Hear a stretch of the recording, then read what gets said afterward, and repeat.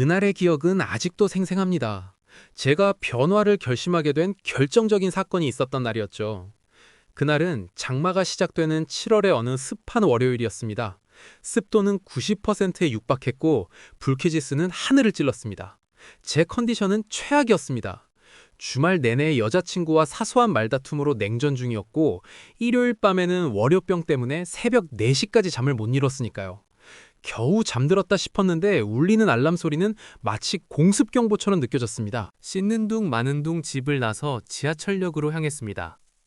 역 입구 계단을 내려가는데 눅눅한 곰팡이 냄새와 사람들의 땀 냄새가 뒤섞인 공기가 훅 끼쳐왔습니다. 제 편도체는 이미 이때부터 경계태세에 돌입했을 겁니다. 뇌과학적으로 후각은 편도체와 직결된 감각입니다. 불쾌한 냄새는 곧바로 부정적 감정을 유발하죠.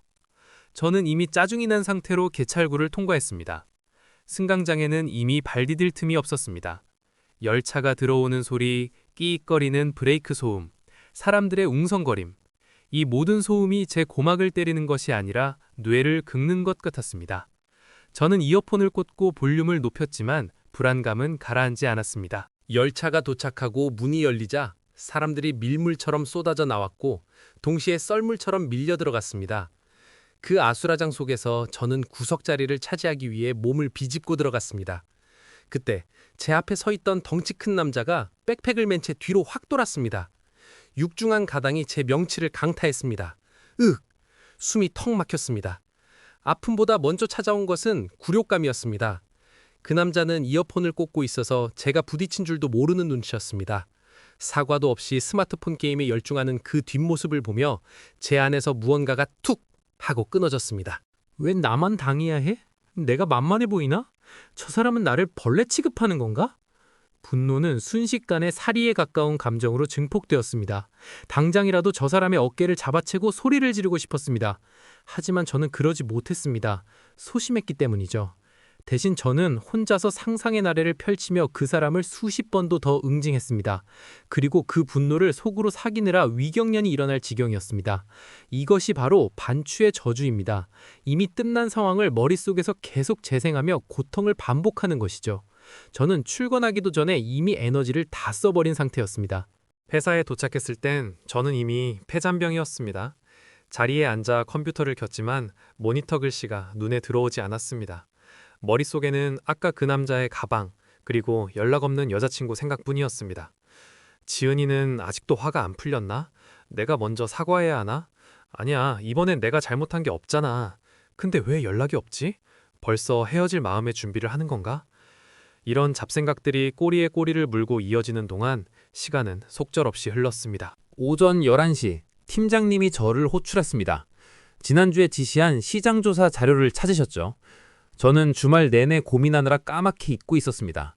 거짓말로 둘러댔지만 팀장님은 안경 너머로 저를 빤히 쳐다보시더니 한숨을 쉬셨습니다. 김대리, 요새 정신 어디다 두고 다녀? 일에 집중 좀 하지. 그 말은 비수처럼 꽂혔습니다. 얼굴이 벌겋게 달아올랐고 등 뒤로는 식은땀이 줄줄 흘렀습니다. 주변 동료들이 다 저를 비웃는 것 같았습니다.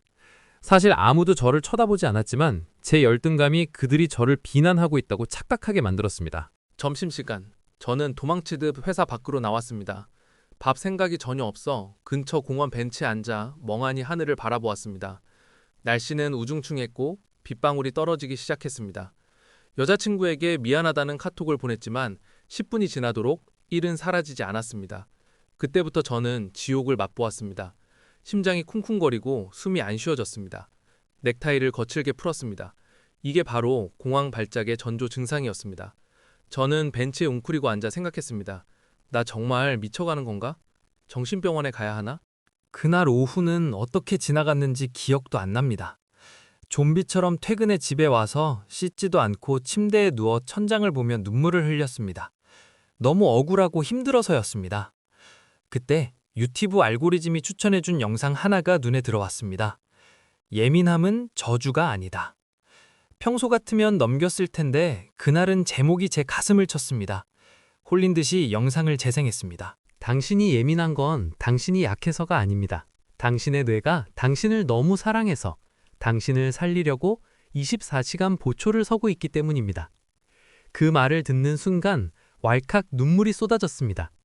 그동안 그 누구에게도 듣지 못한 위로였습니다. 저는 영상을 보고 또 보며 노트에 받아 적었습니다. 그리고 결심했습니다. 그래, 뇌가 기계장치라면 고칠 수도 있다는 거잖아. 딱 3개월만 해보자. 그렇게 저의 뇌 개조 프로젝트가 시작되었습니다. 첫 번째 미션은 바보 표정 짓기였습니다. 뇌와 몸의 연결성을 이용해 편도체를 진정시키는 훈련이었죠. 다음 날 출근길 지옥철에서 누군가 하이힐로 제 발을 밟았습니다. 욕이 튀어나오려는 순간 저는 훈련을 떠올렸습니다. 멈춰! 바보 표정! 저는 즉시 마스크 속에서 입을 헤 하고 벌리고 턱관절의 힘을 완전히 뺐습니다. 눈에 초점을 풀고 어깨를 축 늘어뜨리며 숨을 길게 내쉬었습니다. 놀랍게도 발가락에 통증은 남아 있었지만 치솟던 분노의 불길이 순식간에 잡혔습니다. 내가 근육이 풀린 걸 보니 별일 아니구나 라고 착각하게 만든 것이죠. 저는 발을 밟은 사람을 무덤덤하게 쳐다보았고 사과를 하는 그녀에게 고개를 까딱하고 말았습니다. 이 작은 성공 경험은 저에게 엄청난 자신감을 주었습니다. 내가 내 감정을 통제할 수 있다는 사실. 그것은 제가 난생 처음 느껴보는 효능감이었습니다. 저는 이 기술을 회사에서 적극적으로 활용했습니다. 진상거래처 김 부장이 전화를 걸어와 고래고래 소리를 지를 때도 저는 한 손을 책상 아래로 늘어뜨린 채 바보 표정을 지었습니다. 그러자 그의 고함 소리가 마치 라디오 소음처럼 저와 분리돼야 들리기 시작했습니다. 객관적인 상황 판단이 되자 차분하게 응대할 수 있었고 김 부장의 화도 누그러뜨릴 수 있었습니다. 전화를 끊고 저는 속으로 쾌재를 불렀습니다. 그것은 김 부장을 이긴 것이 아니라 제 안의 두려움을 이긴 것이었습니다. 물론 항상 성공한 것은 아니었습니다. 여자친구 지은이의 무심한 말 한마디에 발끈해서 분위기를 망치기도 했습니다. 하지만 저는 자책하는 대신 영상 속 멘토의 말을 기억했습니다. 실패해도 괜찮습니다. 중요한 건 알아차림입니다. 저는 집에 돌아와 거울을 보고 다시 턱을 떨구고 눈을 푸는 연습을 했습니다. 그렇게 제 몸은 조금씩 이완의 기술을 익혀가고 있었습니다. 몸을 이완하는 법을 익히자 이제는 생각을 바꿀 차례였습니다. 2단계, 전전 누피질 깨우기입니다. 저는 아침마다 용서, 연민, 사랑, 수용, 감사, 존중이라는 6가지 키워드로 명상을 했습니다. 처음엔 저를 괴롭히는 사람들을 용서하기 힘들었지만 억지로라도 그들을 나약한 인간으로 상상하며 프레임화했습니다. 그러자 팀장님의 잔소리가 더 이상 공격이 아니라 힘든 가장의 비명처럼 들리기 시작했습니다. 증오심이 옅어지고 측은지심이 생긴 것입니다. 이 시기에 보고서에 중요한 데이터를 누락하는 큰 실수를 저질렀습니다. 예전 같았으면 패닉에 빠졌겠지만 이번엔 전전두피질이 작동했습니다. 실수는 사실이다. 수용하자. 해결책은? 전 즉시 팀장님께 달려가 사실을 인정하고 수정본 제출 시간을 약속했습니다. 변명 없는 깔끔한 사과와 대처에 팀장님도 별말 없이 넘어갔습니다. 세상이 무너지지 않았습니다. 실수에도 수습할 능력이 있다는 믿음, 이것이 바로 회복 탄력성의 핵심이었습니다. 지은이와의 관계도 달라졌습니다. 감사 훈련 덕분이었습니다. 연락이 늦으면 불평하는 대신 바쁠 텐데 전화해줘서 고마워 라고 말했습니다. 그러자 지은이도 미안해하며 더 잘해주더군요. 제가 긍정의 신호를 보내니 상대방의 거울 유런이 반응하여 선순환 구조가 만들어진 것입니다. 우리는 더 이상 사소한 일로 싸우지 않고 서로를 응원해주는 진짜 파트너가 되어가고 있었죠. 마지막 단계는 자존감이었습니다. 저는 밤하늘을 보며 제 존재를 우주적 관점에서 바라보는 경외심 훈련을 했습니다. 내가 우주의 먼지이자 우주 그 자체임을 깨닫자 남들의 평가가 작게 느껴졌습니다. 회식 자리에서 팀장님이 소심하다고 놀렸을 때 저는 웃으며 소심한 게 아니라 섬세한 겁니다 라고 받아쳤습니다. 동료들이 인정해 주었고 저는 더 이상 남의 평가에 휘둘리지 않는 주체적인 인간이 된 것입니다. 3개월이 지난 지금 저는 완전히 다른 사람이 되었습니다. 타고난 예민함은 이제 세상을 깊이 이해하는 안테나가 되었습니다. 며칠 전 힘들어하는 동기에게 저는 미소를 지으며 말했습니다. 그거 네 성격 문제가 아니야. 뇌가 잠깐 오작동하는 거야. 일단 턱에 힘부터 빼봐. 예민함은 저주가 아닙니다. 스위치를 끄는 법만 알면 됩니다. 당신의 평온한 삶은 어깨를 내리고 깊게 쉬는 그 숨결 속에 이미 와 있습니다.